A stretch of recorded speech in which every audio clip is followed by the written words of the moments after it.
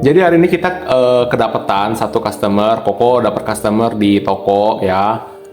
Ini customernya ini pengen rakit PC untuk kebutuhannya itu render. Nah, kira-kira spesifikasi apa aja yang ada di dalam ini dan berapa harganya nanti akan kita bahas.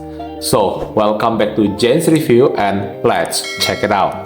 Oke, untuk PC rakitan ini, di sini Koko menggunakan motherboardnya itu dari brand ASRock seri B650M Pro X3D Wi-Fi. Nah, sebenarnya kalau mau dibilang motherboardnya itu ya harganya tuh ya beda-beda tipis lah ya, dengan kalau kita bandingkan dengan PG Riptide atau nggak mungkin dengan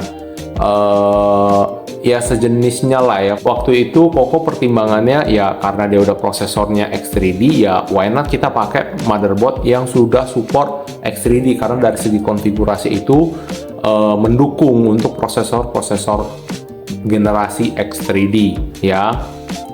Nah, untuk motherboardnya sendiri sebenarnya udah cukup oke kalau Koko bilang, dilengkapi dengan 4 slot RAM dengan kapasitas itu up to 256 GB dengan speednya itu sampai 8000 MHz ya teman-teman, dan juga sudah ada 3 slot NVMe. Satu slot di sini ini adalah satu slot NVMe Gen 5 dan dua lagi ini ketutupan motherboard, satu posisinya di sini dan di sini. Ini adalah dua slot NVMe Gen 4. Nah, menariknya lagi ya, untuk slot PCIe VGA-nya ini dia sudah PCIe 5, jadi benar-benar future proof dan sudah support Wi-Fi 6E.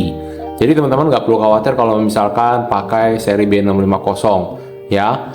FYI, B650 ini walaupun dia seri 600 tapi dia sudah support prosesornya itu hingga generasi ke 9000. Seperti yang tadi Koko bilang di awal, untuk prosesornya itu kita pakai prosesor Ryzen 9 seri 9950X3D. Jadi ini adalah salah satu prosesor flagship keluaran dari AMD. Prosesor Granite Ridge ini ya memiliki 16 core 32 thread. Jadi cocok banget dipakai untuk pekerjaan-pekerjaan yang berat. Contohnya kalau kalian mau render atau nggak kalian mau main game AAA sambil streaming juga, CPU-nya masih sangat-sangat bisa mengakomodasi semua kebutuhan kalian ya. Nah, untuk RAM-nya di sini Koko pakai dari brand Team Elite, yaitu seri T-Force Black RGB 64GB 2x32 di kecepatan 6000 MHz. Nah, sekedar informasi aja, motherboard ini itu untuk slot RAM-nya itu sudah support ke 8000 seperti yang tadi Koko bilang, tapi pastikan RAM kalian itu memiliki fitur Intel XMP atau enggak AMD Expo ya, tergantung dari prosesor yang kalian gunakan. Itu khusus untuk kalian yang mau overclock ya. Jadi kalau buat teman-teman yang nggak mau overclock ya pakai yang standar aja ya, nggak perlu di overclock karena kalau overclock juga garansi hangus, jadi kalian harus pertimbangin itu. Oke. Untuk SSD-nya, PC ini menggunakan dua unit SSD. Yang pertama adalah SSD dari brand MSI, yaitu M560 PCIe Gen 5 dengan kecepatan up to 10.300 MB per second. Ya, itu udah ditaruh di bagian sini ya, di bagian sini nih. Nah, terus yang kedua menggunakan SSD MSI juga M480, tapi kali ini untuk data. Jadi kalau tadi yang PCIe Gen 5 itu untuk OS-nya, yang datanya kita pakai PCIe Gen 4. Nah, di sini untuk PCIe Gen 4-nya itu pakai SSD Spatium M480 1 tera juga, kecepatannya up to kalau nggak salah 7400 deh. Dan ini worth to price-nya bener-bener oke sih menurut Koko ya, apalagi yang si PCIe Gen 5 ini ya. Kalian bisa cek, kalau nggak salah kan Koko beli berapa ya, kayaknya 17 apa 18 gitu, nggak beda jauh lah dengan PCIe 1 tera Gen 4 sekarang sekitar 14 kemarin Koko Team Elite. Iya, makanya harganya lagi nggak beda jauh sih. Kalian coba cek aja di marketplace ya. Tolong koreksi kalau misalnya Koko salah, nanti kalian komen aja di kolom komentar ya. Lanjut untuk VGA-nya, di sini Koko pakai dari brand Palit ya. Jadi seri GameRock RTX 5070 Ti 16GB. Nah, di sini Koko kenapa pakai brand Palit? Balik lagi ke worth to price-nya ya. Jadi kalau kalian perhatiin, Koko juga sebelumnya udah sempat bahas review 5070 dari palit yang 12 GB. Ini brand palit nggak tahu kenapa kayak Koko tuh suka banget gitu pakainya. Dari segi harga oke, performance juga oke gitu loh. Jadi ya buat kalian yang mau untuk rakit PC dengan budget yang mungkin bukan minim ya, tapi kalian mau menyesuaikan dengan kantong kalian, selain daripada brand Zotac, kalian juga bisa pertimbangkan brand Palit. Karena kan umumnya biasa Zotac ya. Nah, kalian juga bisa pertimbangkan brand Palit ini. Oke, untuk power supply-nya di sini Koko kasih free upgrade ke customer Koko. Karena kenapa? Tadinya Koko kasih itu RM750E dari brand Corsair. Nah, tapi mengingat bahwa prosesornya ini kan pakai 9950 X3D ya. Nah, terus untuk si power VGA-nya ini itu 5070 Ti.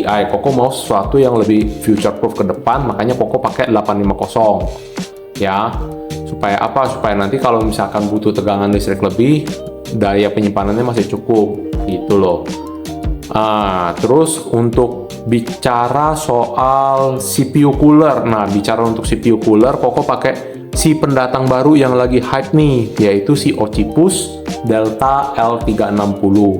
Koko lagi demen banget pakai brand si Ocypus ini karena menurut Koko dari price to value-nya itu ya itu oke, performance juga oke, desain looks-nya pun juga oke. Nah, baru-baru ini si Ocypus itu keluarin seri keluaran terbaru teman-teman. Jadi itu tipe Sigma L360. Bedanya dia itu ada layar LCD display-nya.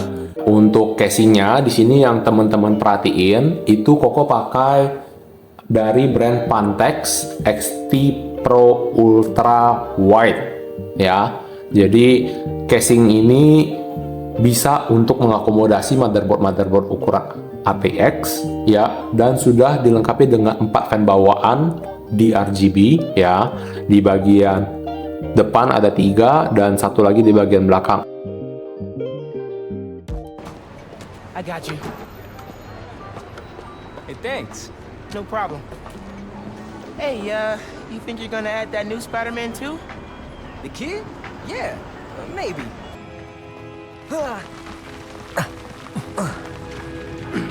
That was a bit rougher than I'd expected. Your one work's improving with every cast. Oke, jadi itu tadi teman-teman untuk hasil pengujiannya. Kira-kira menurut teman-teman gimana? Ya, semoga kalian setelah nonton video ini jadi terinspirasi, terutama buat kalian yang pengen bikin PC gaming ataupun juga PC untuk kebutuhan rendering. Dengan budget kurang lebih sekitar ya 40 juta plus lah ya. Kalian bisa customize lagi sesuai dengan kebutuhan kalian, part-part yang kalian mau. Tapi seenggaknya basic awalnya itu adalah ini untuk spesifikasinya. Brand itu nanti bisa menyesuaikan, tinggal tergantung dari kantong pribadi kalian masing-masing. Nah, menurut teman-teman ada part yang seharusnya diganti nggak nih? Boleh komen di kolom komentar ya. Jadi nanti bisa jadi masukan juga buat Koko ke depan ya. Jangan lupa untuk like, komen, dan follow YouTube Koko, dan jangan lupa subscribe YouTube channel ini. Ya, bukan follow, tapi subscribe YouTube channel ini supaya kalian nggak ketinggalan dengan video-video Koko selanjutnya.